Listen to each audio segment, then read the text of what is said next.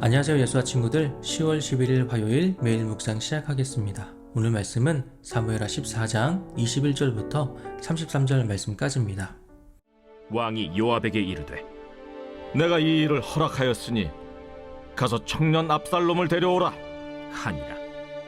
요압이 땅에 엎드려 절하고 왕을 위하여 복을 빌고 요압이 이르되 내 주 왕이여, 종의 구함을 왕이 허락하시니 종이 왕 앞에서 은혜 입은 줄을 오늘 아나이다. 요압이 일어나 그술로 가서 압살롬을 데리고 예루살렘으로 오니 왕이 이르되 그를 그의 집으로 물러가게 하여 내 얼굴을 볼 수 없게 하라.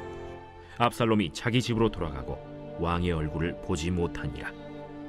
온 이스라엘 가운데에서 압살롬같이 아름다움으로 크게 칭찬받는 자가 없었으니 그는 발바닥부터 정수리까지 흠이 없음이라. 그의 머리털이 무거움으로 연말마다 깎았으며 그의 머리털을 깎을 때 그것을 달아본즉 그의 머리털이 왕의 저울로 200세겔이었더라. 압살롬이 아들 셋과 딸 하나를 낳았는데 딸의 이름은 다말이라. 그는 얼굴이 아름다운 여자더라.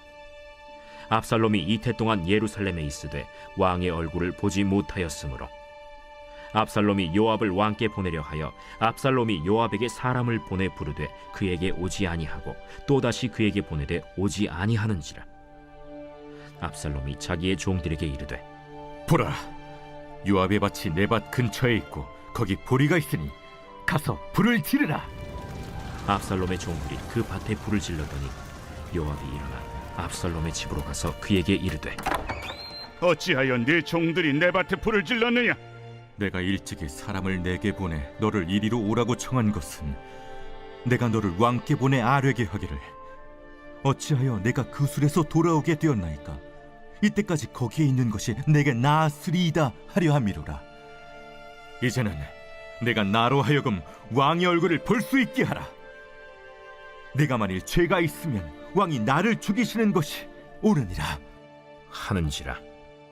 요압이 왕께 나아가서 그에게 아뢰매 왕이 압살롬을 부르니 그가 왕께 나아가 그 앞에서 얼굴을 땅에 대어 그에게 절하매 왕이 압살롬과 입을 맞추니라.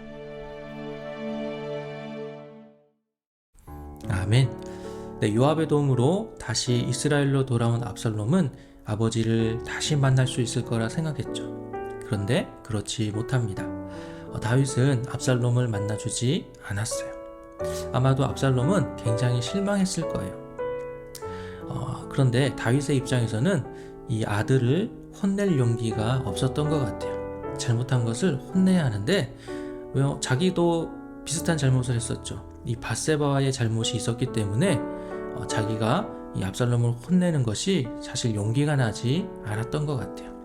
그래서 무려 2년 동안 다윗은 압살롬을 만나주지 않았는데요.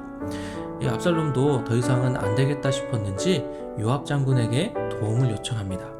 자, 그런데 사람을 보내도 요압 장군이 또 압살롬을 만나주지 않는 거예요. 자, 그러자 압살롬은 사람을 시켜서 요압 장군의 밭에 불을 질러버리는데요. 네, 그제서야 요압 장군이 화가 나서 달려오죠.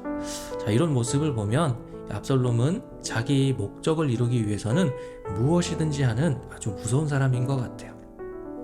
이렇게 자신을 찾아온 요압을 향하여서 이제 아버지를 못 만날 것 같으면 차라리 이스라엘에 돌아오지 말 걸 그랬다라고 하소연하죠.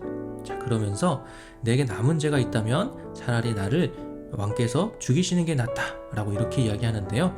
요압은 이 압살롬의 말을 다윗에게 전하죠. 다윗은 압살롬을 드디어 만나게 됩니다. 자, 그리고 이 압살롬에게 입을 맞춰서 다시 자신의 아들로 받아들이게 되는데요. 아마 다윗은 요압으로부터 들은 말, 내게 남은 죄가 있다면 죽는 게 낫다 라고 한 이 말을 듣고 여러 가지 생각이 들었을 것 같아요. 먼저는 이 3년을 도망했고 또 이스라엘에 돌아와서도 2년 동안 아버지를 만나지 못했던 이 압살롬, 충분히 이제는 벌을 받았다라는 생각을 했던 것 같아요. 그리고 또 하나는 내게 죄가 있다면 죽는 게 낫다 라고 한 이 말을 진심으로 자신의 잘못을 뉘우치는 것으로 생각했던 것 같아요. 사실 다윗은 압살롬에게 자기가 직접 너 이거 잘못했지? 하면서 이렇게 꾸짖을 용기가 없었잖아요. 자기도 잘못한 것이 있기 때문이죠. 자, 그런데 이 압살롬이 먼저 내가 차라리 죽는 게 낫다 이렇게 한 말이 한편으로는 다윗의 입장에서는 너무나 고마웠을 거예요. 근데 안타까운 건 나중에 이 압살롬의 행동을 보면 압살롬의 진심 어린 회개가 아니었다라는 것을 우리는 알게 되죠. 하지만 오늘 말씀에서 이 다윗의 마음을 움직일 수 있었던 것은 압살롬의 회개하는 말이었어요. 전도사님은 오늘 말씀을 보면서 이 다윗의 마음이 하나님의 마음일 거다라는 생각을 하게 되는데요.